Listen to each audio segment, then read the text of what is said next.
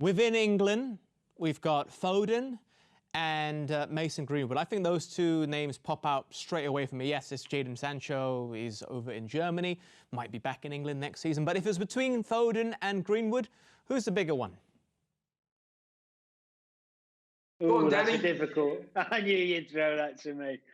I think Greenwood's more of an out-and-out goal scorer, more of a finisher. I think Greenwood could play as a 9. I know he's been playing off that right side, but they're a bit different.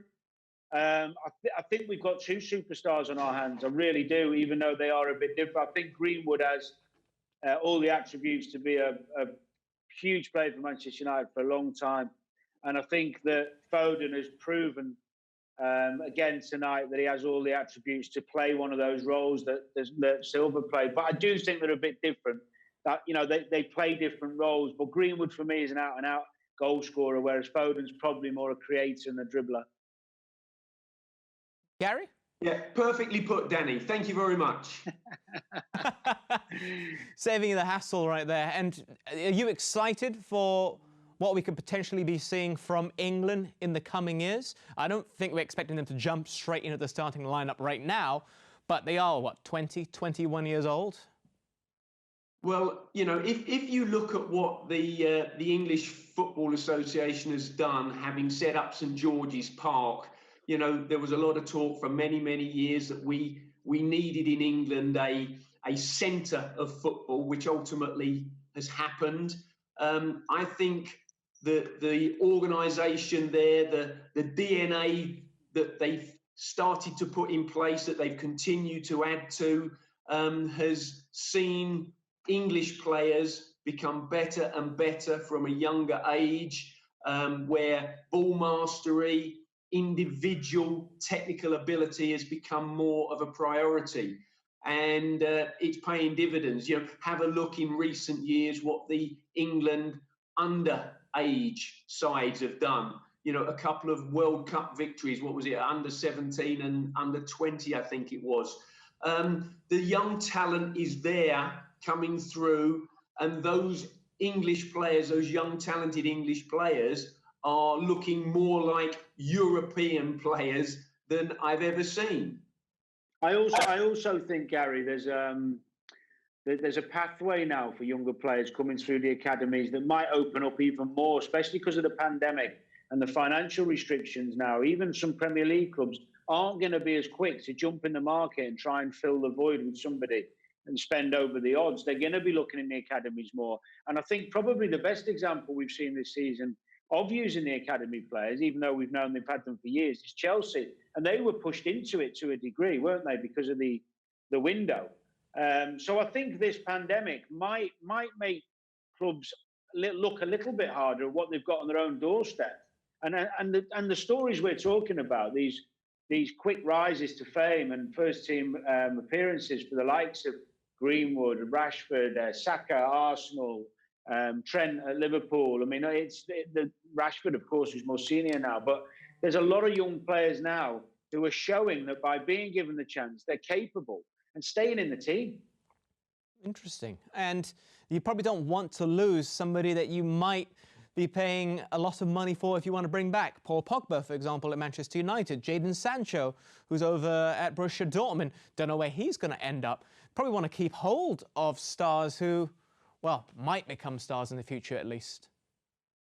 Well, I think when you invest the sort of money that has to be invested in the academy at your club in the English Premier League, and of course there are full grade A level academies lower down in the pyramid in England as well, in the Championship. When you put that sort of money into it, you need to show the value, and the only way you can show the value is by actually giving the opportunity to some of those young players that you've produced in your first team. You know, if I hadn't have been given the opportunity at Brighton Football Club all those years ago as a 17-year-old, and the manager at the time wasn't brave enough to throw me in, well, the club wouldn't have found out about me. I wouldn't have found out if I was able to cut it at that level. So it is all about opportunities, and certainly with the English Premier League having become so big, so financially powerful, the easy option has tended to be buying the ready-made talent, because it's more of a guarantee than a young kid, because he might not. So yeah, for me, opportunity, youngsters is definitely a big part of the future. Yeah, and it's great also to be talking about these players because they are at the so-called big clubs as well. Traditionally, you would expect them to buy more ready-made players. Manchester United now have so many youngsters. Chelsea, perhaps slightly enforced as well because of their transfer ban, but they've shown faith and trust in young players. And Foden over at Manchester City, although I'm sure there's many, many more knocking on the door as well. Well, I think one of the other important things about having a decent group of youngsters coming through is the balance of the squad in terms of not just the fitness and energy that the youngsters bring, but also the lack of ego. And you'll have your stars and your spine of a team, and you keep your main players happy, the big players, if you like. You can have too many big players where it starts becoming fractious and a problem. I think when you've got young players who are hungry and they're not going to be, they don't expect necessarily to play every game. They train like it's their last day of training. And they're competing all the time with those more senior players. The balance and the blend is really crucial. It's really healthy to hear Klopp talk about the likes of Nico Williams and Curtis Jones and Harvey Elliott maybe coming through and saving him money and not going to spend 30 or 40 million on someone that might sit on the bench for long periods, whereas these young lads will be learning whilst coming off the bench, whilst training with the senior players. And I think that balance of the squad is key. And I think Liverpool's probably a great example of not being desperate in the transfer market, especially last summer. I mean, they didn't do any business. They waited for Van Dijk longer than most teams would have because they desperately needed someone, but they waited. I want him.